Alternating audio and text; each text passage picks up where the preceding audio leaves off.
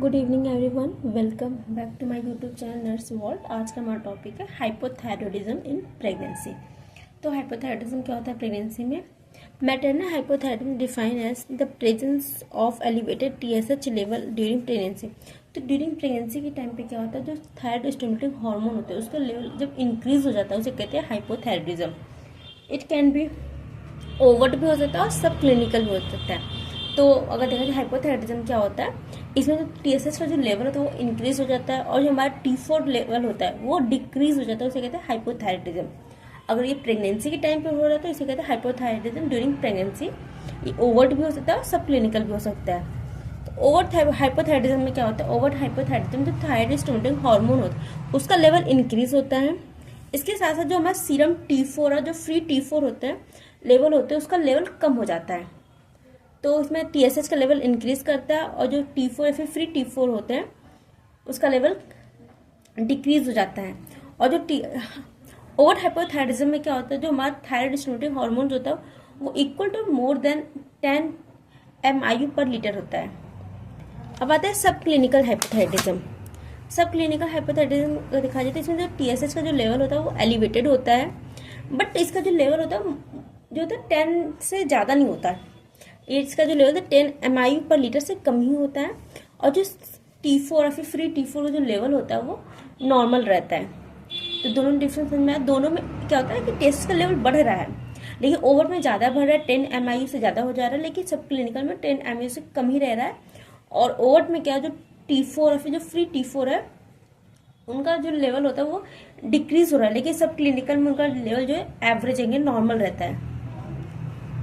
अब आते हैं ट्राइमेस्टर स्पेसिफिक TCH रेंज अगर देखा जाए तो फर्स्ट ट्राइमेस्टर में अगर इसका रेंज कितना होता है 0.1 to 2.5 MIU पर लीटर होता है। सेकेंड ट्राइमेस्टर में इसका जो रेंज होता है 0.2 से 3 MIU पर लीटर होता है।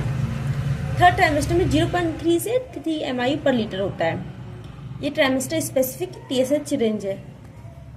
इसके बाद अगर देखा जाए तो जो हमारा सब क्लिनिकल हाइपोथायरॉयडिज्म में क्या होता है, जो इसका लेवल होता है 2.5 to 10 MIU होता है। और एवरेज अगर देखा जाए तो हमारा जो T4 होता है, फ्री T4 होता है वो एवरेज रहता है, लेकिन हमारा ओवर हाइपोथायरॉयडिज्म में क्या होता है TSH जो होता है 10 MIU पर लीटर से ज़्यादा होता है और हमारा जो फ्री T4 या फिर सीरम T4 होता है उसका लेवल कम हो जाता है। रिस्क फैक्टर देखा जाता है, रिस्क फैक्टर किसको किसको होने के चांसेस है?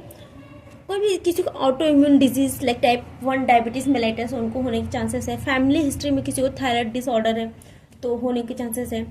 हिस्ट्री में पहले से कोई प्रीवियस थायराइड डिसफंक्शन है, फिर थायराइड सर्जरी हो, न्यूट्रिशन मतलब खाने में आयोडीन की कमी, उसकी वजह से भी हाइपोथायरॉयडिज्म हो सकता है प्रेगनेंसी के टाइम। इसके अलावा ऑब्स्ट्रक्टिव फैक्टर लाइक रिकरेंट बार बार मिसकैरेज हो रहा है, इनफर्टिलिटी हो सकता है, प्रीटर्म डिलीवरी, प्री एक्लेम्पसिया फिर एक्लेम्पसिया, इसकी वजह से भी हो सकता है हाइपोथायरॉयडिज्म हो सकता है। या फिर जो मदर एमिडोरिन या फिर लिथियम ड्रग यूज कर रही हो उससे भी हाइपोथायरॉयडिज्म हो सकता है प्रेगनेंसी के टाइम। अब आते हैं अफेक्ट के बाद। तो जो हाइपोथायरॉयडिज्म होता है इसका अफेक्ट दोनों पे आता है, मदर पे भी आता है, बेबी पे भी आता है।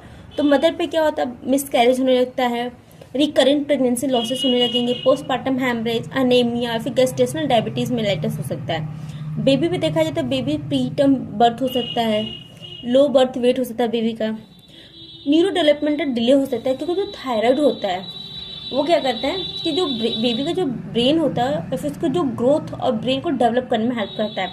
जब उसका जब हमारा थायराइड जो हार्मोन रहता है वो बेबी का ग्रोथ और ब्रेन डेवलपमेंट हेल्प करता है।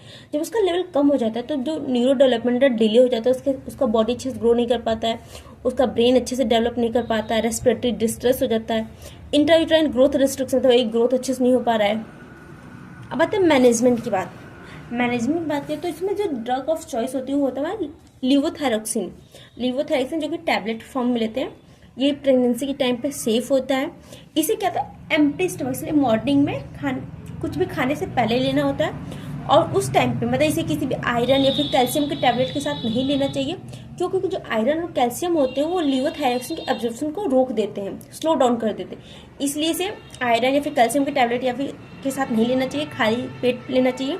Not take anything orally for at least half an hour after taking medicine. अब मेडिसिन खाने के बाद भी इसे कम से कम आधे घंटे तक कुछ खाना नहीं चाहिए। क्यों? वही है कि इसके एब्जॉर्प्शन को रोक दे, मतलब कम कर देगा। इसलिए सब नॉर्मली क्या है, अगर ये ड्रग यूज़ कर रहे हैं तो प्रेगनेंसी टाइम पे क्या करना है, सबसे पहले एम्प्टी स्टमक पे लेना है, खाली पेट खाना है।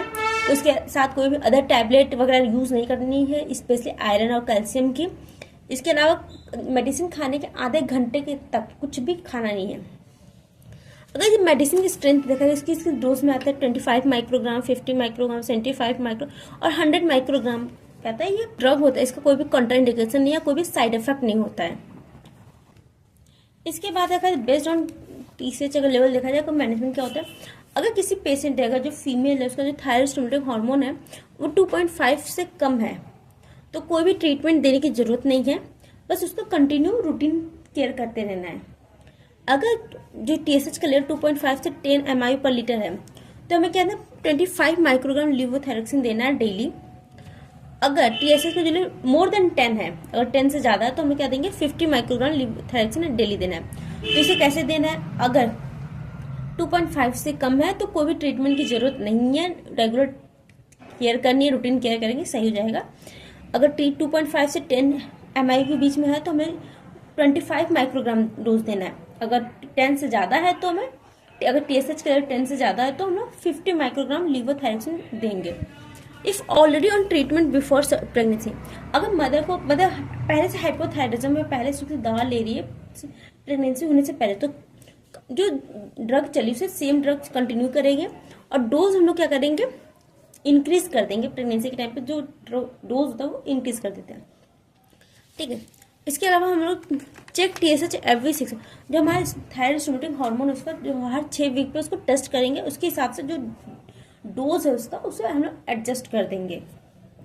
अब आते हैं नर्सिंग मैनेजमेंट। नर्सिंग मैनेजमेंट में क्या करना है, प्रॉपर केयर करनी है, साइकोलॉजिकल सपोर्ट देना है, रूम टेम्परेचर को मेंटेन करके रखना है। क्योंकि हाइपोथायराइडिज्म क्या होता है, जो बॉडी का टेम्परेचर क्या हो जाता है, कम हो जाता है, इसलिए रूम टेम्परेचर मेंटेन करके रहना है। अगर उसे मदर को ठंड लग रही है तो हमें ब्लैंकेट या फिर क्लोथ देने हैं। न्यूट्रिशनल स्टेटस को मेंटेन करके रखना, आयोडीन इंटेक मतलब आयोडीन रिच डाइट लेनी है। वाइटल साइन रेगुलरली जो है ना उसे रिकॉर्ड करना है। रिकॉर्ड वेट मॉनिटर करते रहना है। फीटल हार्ट साउंड को भी हम लोग को रिकॉर्ड करते रहना है। This is all about hypothyroidism during pregnancy.